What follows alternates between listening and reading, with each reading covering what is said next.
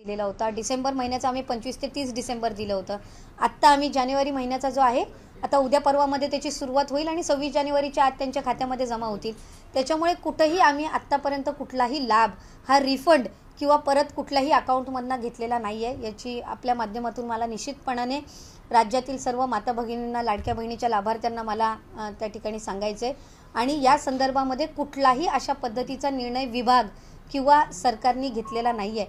त्यामुळे जे काही या संदर्भातला संभ्रम तयार करण्यात येतोय त्यामध्ये अजिबातही माझ्या कुठल्याही लाडकी बहिणीच्या लाभार्थ्यांनी त्या संभ्रमाला बळी पडू नये। आम्ही कोणाचाही लाभ आत्तापर्यंत परत घेतलेला नाही आहे। त्या संदर्भातला कुठलाही निर्णय हा विभाग किंवा शासन स्तरावर झालेला नाही आहे।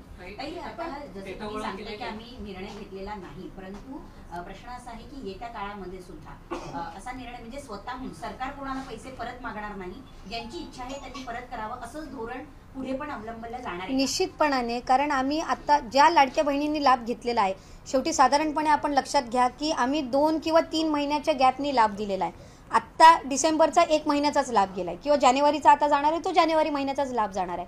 पण याच्या आधी 9 ऑक्टोबरला जो आम्ही लाभ दिला होता तो सप्टेंबर आणि ऑक्टोबरचा मिळून होता किंवा जो ऑगस्ट महिन्यामध्ये दिला तो जुलै आणि ऑगस्टचा मिळून होता।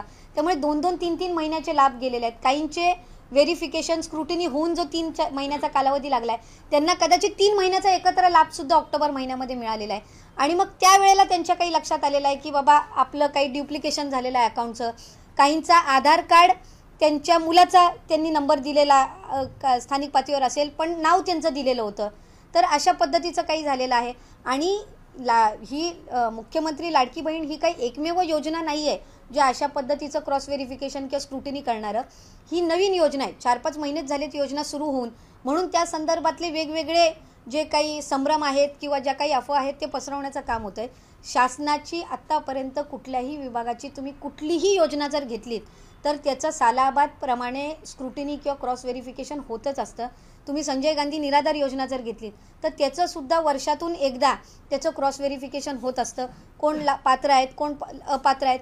तसं सिलेंडरचं असेल, सबसिडीचं असेल किंवा तुमची नमो शेतकरी असेल, वेगवेगळ्या योजनांची जी आहे ती वर्षभरामध्ये एकदा तरी स्क्रुटिनी होतच असते। ही रुटीन प्रोसिजर आहे, ही काही जगावेगळी किंवा प्रचलित नसणारी किंवा नवीन आणलेली काही ही प्रक्रिया नाही आहे। योजना नवीन असल्यामुळे हे पहिलंच वर्ष असल्यामुळे त्या संदर्भातला संभ्रम हा निर्माण करण्यात येतोय।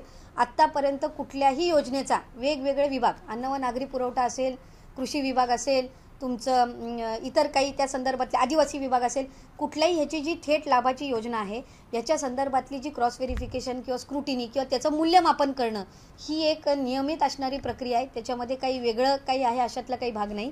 आत्ता 1च वर्ष अजून पूर्ण पण नाही झालेला योजना आणून, त्याच्यामुळे त्या संदर्भातले वेगवेगळे जे काही समज आहेत ते होत आहेत, पण ही एक रुटीन प्रोसिजर आहे। आम्ही आत्तापर्यंत कुठल्याही एकाही महिलेचा लाभ हा त्यांच्या इच्छेविना किंवा त्यांनी शासनाला व्हॉलेंटरीली रिक्वेस्ट केलेली आहे की बाबा मला आता सरकारी नोकरी लागलेली आहे, आता मी आपल्या ह्या योजनेसाठी काही पात्र होत नाही आहे, तर त्या पद्धतीचे ॲप्लिकेशन झाले असतील तर हा वेगळा भाग झाला। पण त्यांचेही आणखीन आम्ही कोणाची याच्यामध्ये लाभ हा परत घेतलेला नाही आहे आणि स्क्रुटिनीमध्ये कोणाचे लाभ परत घेण्याचे 5 महिन्याचे का 6 महिन्याचे हा तर प्रश्नच त्या ठिकाणी उद्भवत नाही, कारण त्या संदर्भातला निर्णयच अजून विभाग किंवा शासनाने अशा पद्धतीची कुठेही चर्चाही झालेली नाही आहे आणि निर्णयही झालेला नाही।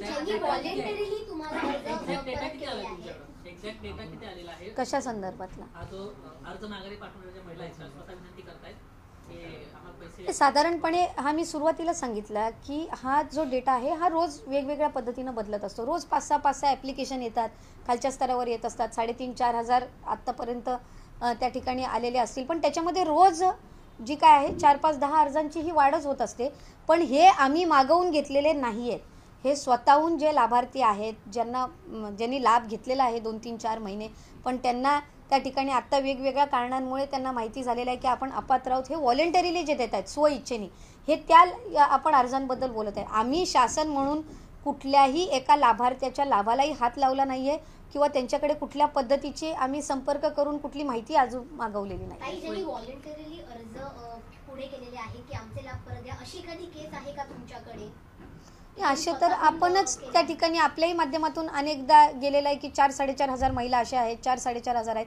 आमचा हा आकडा जो रोज 5-10 ज्या महिलांचा आहे ह्यांनी अर्ज येतात त्या हे होते तो रोज बदलत राहतो। आता साधारणपणे 3.5-4 हजार असेल, पण त्या संदर्भातलाही अजून रिफंडिंग असेल त्याची किंवा ते पैसे परत घेणं असेल, ही प्रक्रिया काही आम्ही त्यांच्या संदर्भातही अजून केलेली नाही आहे. स्वेच्छेनं ज्यांना कोणाला पैसे द्यायचे असतील किंवा जे कोणी अर्ज करतायत त्यांना अर्ज करताना हे पैसे नेमके द्यायचे कुठं किंवा त्या संदर्भात काही विभागाच्या वतीनं तयारी करण्यात आली आहे, काही सिस्टीम लावण्यात आलेली आहे की बाबा काही या ठिकाणी देऊ शकतात स्वेच्छेनं? इतर वेळेला जी प्रचलित पद्धत असते की ज्या वेळेला एखाद्या रिफंड होत असतं त्यावेळेला ते शासनाच्या तिजोरीमध्ये जात असतं आणि त्याच्यामध्ये ट्रेजरी डिपार्टमेंट जे असतं नियोजन किंवा आपलं तो जो विभाग आहे तो आम्हाला महिला व बालविकास विभागाला ज्या संदर्भात ज्या